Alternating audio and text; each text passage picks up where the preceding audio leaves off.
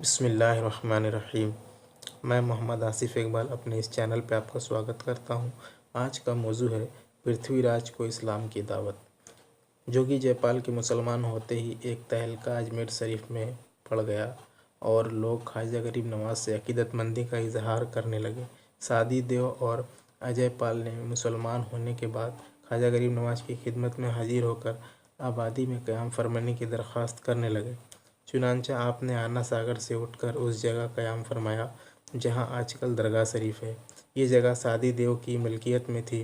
اس واقعہ سے راجہ بہت متاثر ہوا اور آتش غیظ و غضب اس کے سینے میں بھڑکنے لگی۔ ادھر غریب نواز رحمۃ اللہ تعالیٰ علیہ نے تبلیغ و ہدایت کا کام تیز کر دیا۔ اللہ تبارک و تعالیٰ نے آپ کو ایسی کیمیا اثر نظر عطا فرمائی تھی کہ جس پر ایک بار نظر ڈال دیتے آپ کی محبت کا اسیر ہو جاتا تھا۔ آپ کا اخلاق اتنا وسیع تھا کہ ہر آنے والا آپ کی تواضع، مہمانداری اور پرخلوص ہمدردی و خیرخواہی سے متاثر ہو کر آپ کا گرویدہ ہو جاتا تھا۔ لوگ جوق در جوق حاضر خدمت ہو کر مسلمان ہونے لگے اور اس طرح ہزاروں آدمی کفر کی تاریکی سے نکل کر اسلام کی روشنی میں آ گئے۔ سادی دیو اور اجے پال کے اسلام قبول کرنے کے بعد غریب نواز رحمۃ اللہ تعالیٰ علیہ نے پرتھوی راج کے پاس پیغام حقیقت بھیجا۔ اسلام قبول کر لو، اسی میں تمہارا فائدہ ہے۔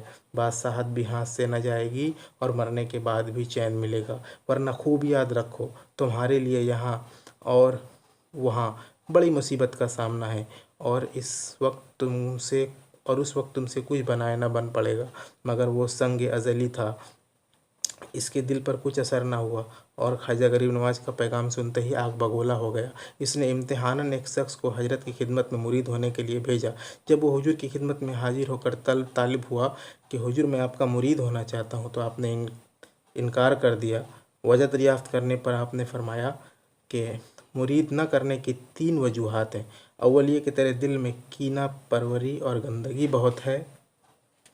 دوم یہ کہ شرک تیری طبیعت میں اس قدر بسی ہوئی ہے کہ تو خدا کے سوا ہر ایک کے سامنے سر جھکائے گا۔ اشویم یہ کہ تیرے لیے لوح محفوظ میں میں نے لکھا دیکھا ہے کہ تو دنیا سے بے ایمان جائے گا۔ یہ سن کر وہ شخص بڑا حیران ہوا اور راجہ کی خدمت میں جا کر سب حال بیان کر دیا۔ خواجہ غریب نواز اور پرتھوی راج کے درمیان کشمکش برابر جاری تھی اور اب اور کشیدگی بڑھ گئی۔ راجہ کا جب کسی طرح غریب نواز رحمۃ اللہ تعالیٰ علیہ پر بس نہ چلا تو اس نے سارے مسلمانوں پر ظلم ڈھانا شروع کر دیا۔ چنانچہ اس کا ایک درباری جو مسلمان ہو کر خواجہ غریب نواز کا مرید ہو گیا تھا، اس نے خوب اذیت دی۔ اس مرید نے حضرت خواجہ غریب نواز کی خدمت میں حاضر ہو کر فریاد کی کہ میری سفارش کیجیے تاکہ راجہ اپنے ظلم سے باز آ جائے۔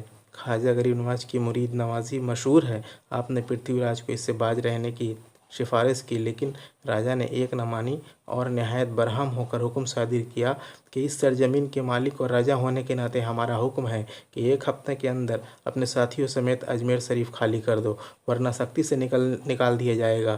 جب یہ حکم نامہ ہمارے خواجہ غریب نواز کے پاس پہنچا تو آپ جلال میں آ گئے اور فرمایا، ہم نے پرتھوی راج کو زندہ گرفتار کر کے لشکر اسلام کے حوالے کر دیا۔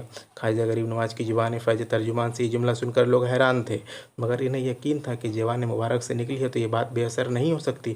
چنانچہ بڑی بے قراری سے انتظار تھا۔ جس روز حضور غریب نواز کی زبان سے یہ مبارک جملہ نکلا تھا، اسی روز سلطان شہاب الدین محمد غوری، جو ان دنوں خراسان میں تھا، خواب میں بصارت دیکھتا ہے کہ ایک خدا رسیدہ بزرگ سامنے کھڑے ہیں اور فرما رہے ہیں، اے شہاب الدین، خداوند تعالیٰ نے ہندوستان کی سلطنت تجھے عطا فرمائی، اٹھ جلد اس طرف توجہ کر اور اس بدبخت راجہ کو زندہ گرفتار کر کے سجا دے۔ یہ کہہ کر وہ بزرگ روپوش ہو گئے۔ سلطان جب خواب سے بیدار ہوا تو اس نے اپنے علاقے کے عالم علماء فضلاء سے اس خواب کا بیان کیا۔ سب نے ایک زبان ہو کر سلطان کو مبارکباد دی اور فتح کا مژدہ سنایا۔